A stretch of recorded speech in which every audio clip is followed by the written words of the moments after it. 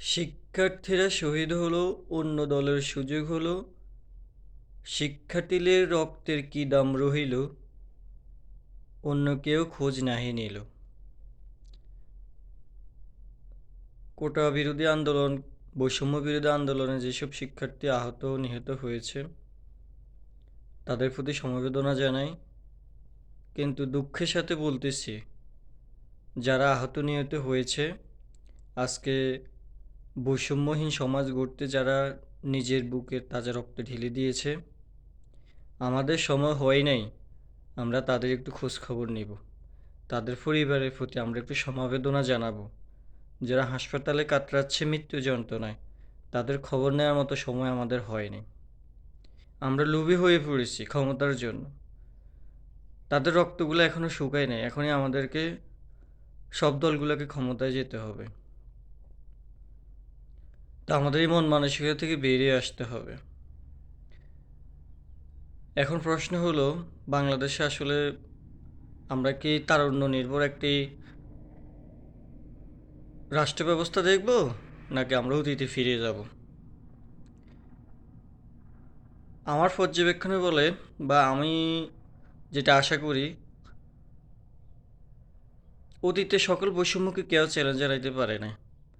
যারা এখন যত বড় বড় কথা বলে, তারা কিন্তু অতীতের কেউই সরকারকে চ্যালেঞ্জ জানাইতে পারে না। একমাত্র এই যুব সমাজ তাদের মেধা, প্রজ্ঞা, শ্রম দিয়ে, রক্ত দিয়ে তারা অতীতের বৈষম্যকে চ্যালেঞ্জ জানিয়ে তাদেরকে হটিয়ে দিয়ে এখন নতুন বাংলাদেশের সম্ভাবনার দ্বার উন্মোচিত করেছে। তাই আমি মনে করি, আপনারা সবাই দেখতেছেন যে এই শিক্ষার্থীরাই গোটা বাংলাদেশের নিরাপত্তার দায়িত্ব পালন করতেছে।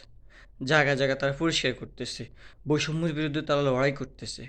তাহলে আপনি দেখেন, কেউ আছে তাদের অর্জিত জয়কে পুঁজি করে ক্ষমতা যাওয়ার জন্য মরিয়া, আর শিক্ষার্থীরা কী করতেছে, ছাত্র সমাজ, যুব সমাজ কী করতেছে, তারা দেশ সাজাইতে, দেশ সাজানোর কাজে ব্যস্ত।